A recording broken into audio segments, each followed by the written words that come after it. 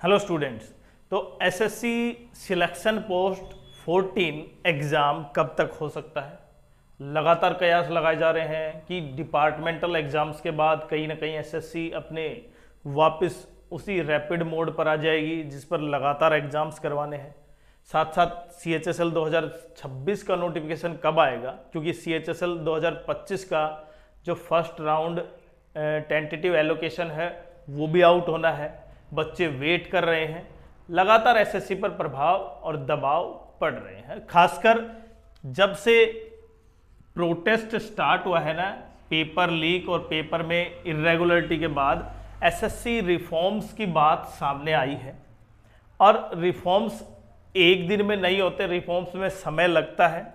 अब क्या उस एसएससी ने जो रिफॉर्म्स किए हैं, या जो इतने दिन से एसएससी बिल्कुल एक इस तरह शांत मोड में बैठी हुई है, उसके बाद लगातार एग्जाम हो पाएंगे और वो भी सही हो पाएंगे, ये तो समय बताएगा। लेकिन अभी केवल 2 एग्जाम्स के लिए संबंधित एसएससी ने नोटिफिकेशन जारी किया है। एक तो एसएससी एमटीएस का रिजल्ट आया था भाई, और एक जेई का रिजल्ट आया था। लेकिन एसएससी ने जो रिफॉर्म्स करने हैं वो उसके साथ साथ जो एग्जाम 2026 के करवाने हैं वो भी तो है। अभी 8वां महीना चल रहा है, मतलब अगस्त महीने तक एसएससी 2026 के कोई एग्जाम नहीं हुए हैं। जो 2026 के नोटिफिकेशन हो, कोई एग्जाम नहीं है।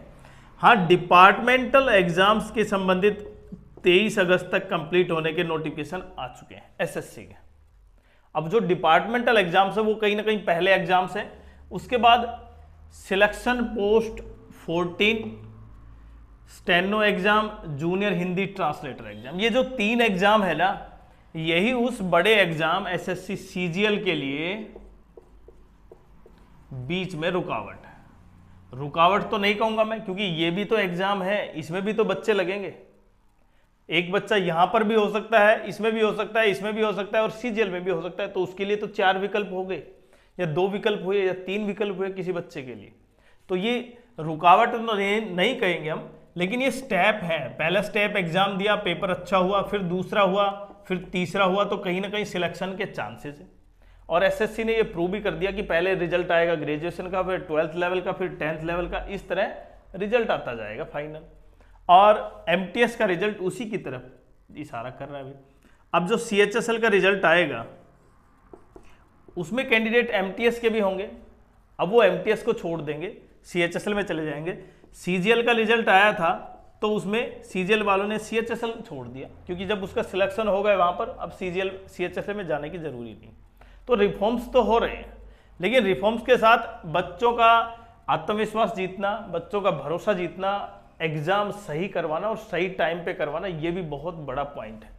तो लगभग मैं ये बात करूं, क्योंकि जो एग्जाम है ना सिलेक्शन पोस्ट 14, यही सबसे लंबा एग्जाम है इन 3 एग्जाम्स में, जूनियर हिंदी ट्रांसलेटर और स्टेनो के एग्जाम। बाकी तो 2-2, 3-3 दिन के हैं।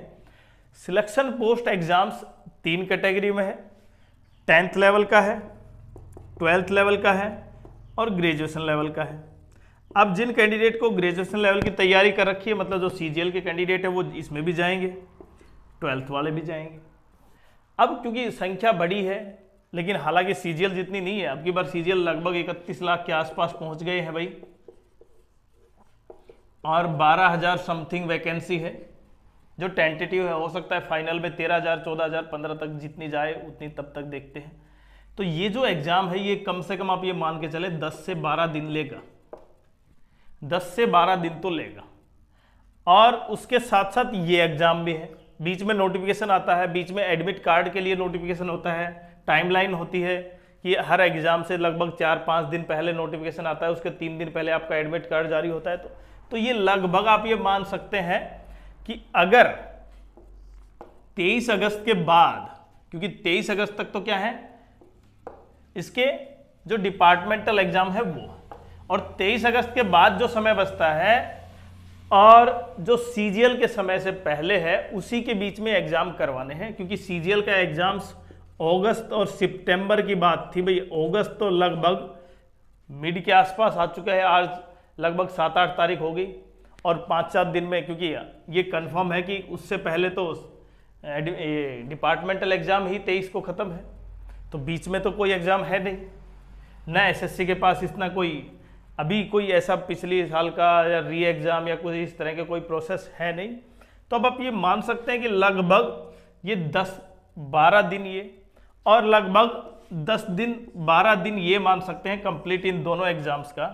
तो 25-26 दिन तो कम से कम इस एग्जाम्स में लगेंगे, और 25-26 एग्जाम्स में लगेंगे तो ये जो एग्ज़ाम है, जो सिलेक्शन पोस्ट, स्टेनो और जूनियर हिंदी ट्रांसलेटर के एग्ज़ाम, अगर ये 25 अगस्त से भी स्टार्ट हुए, 25 अगस्त के बाद से स्टार्ट हुए, तो लगभग आप ये मान सकते हैं कि 25-26 दिन में ये कंप्लीट हो जाएंगे, अगर एसएससी पूरी तरह एक्टिव रोल निभाएगी। और ये एग्जाम स्टार्ट होने के प्रोसेस है, देखिए एडमिट कार्ड और बाकी प्रोसेस वो पहले होना जरूरी है। तो आप ये मान सकते हैं कि लगभग 25-26 से आपका एग्जाम हो सकता है, किसका, सिलेक्शन पोस्ट का। तो लगभग इतना प्रोसेस है, क्योंकि अगर इससे पीछे जाते हैं ना आप, फिर इसका मतलब है कि प्रत्येक एग्जाम को आप बहुत पीछे छोड़ देंगे, और फिर बच्चों के साथ ये बहुत ज़्यादा क्या होगा, नाइंसाफी होगी, जो उसे लगातार वेट करते करते करते, हालांकि ये तो बच्चों को ये लगेगा कि भाई तैयारी और होती जाएगी, तैयारी और होगी, समय पर्याप्त मिलेगा, लेकिन एग्जैक्टली क्या हो, पता हो बच्चों को कि मुझे 3 महीने तैयारी करनी है, तो 3 महीने का टारगेट लेके चले। फिर बाद में पता चलता है कि 20 दिन और खिसक गया, फिर अलग से तैयारी, तो वो स्टेमिना बिगड़ जाता है बच्चों का। उसे पता चलता है कि लास्ट पीक हो गया, लास्ट तैयारी हो गई, अब केवल एग्जाम देना है, लेकिन बाद में पता चलता है कि एग्जाम 20 दिन आगे खिसक गया, फिर वो फिर से पढ़ने लगता है। तो वो क्या हो जाता है, फिर उससे वो थोड़ा सा थकने से लगता है, क्योंकि उसे भी पता है कि शायद 20 तारीख को हो या ना हो। तो इसलिए इम्पोर्टेंट है।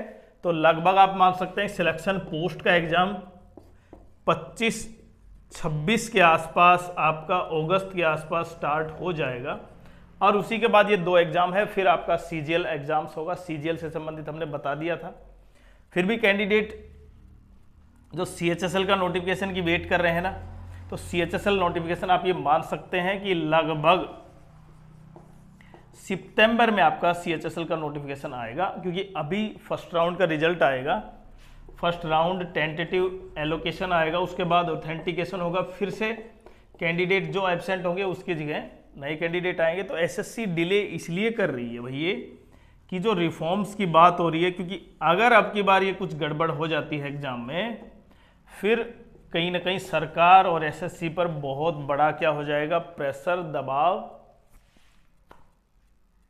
आ जाएगा। तो इसलिए हर चीज़ को अब कहीं ना कहीं बहुत बारीकी से चेक करने के बाद ही रिजल्ट आउट करना हो, एग्ज़ाम करवाना हो, लैब लेनी हो। ऐसे कैंडिडेट्स को जो ब्लैक लिस्टेड हैं उन कंपनियों को शायद नहीं देना हो। तो बहुत से रिफॉर्म्स हैं, उन सभी रिफॉर्म्स का पालन करते हुए बच्चों को बहुत सिक्योर और अकाउंटेबल सिस्टम देना बहुत ज़रूरी है।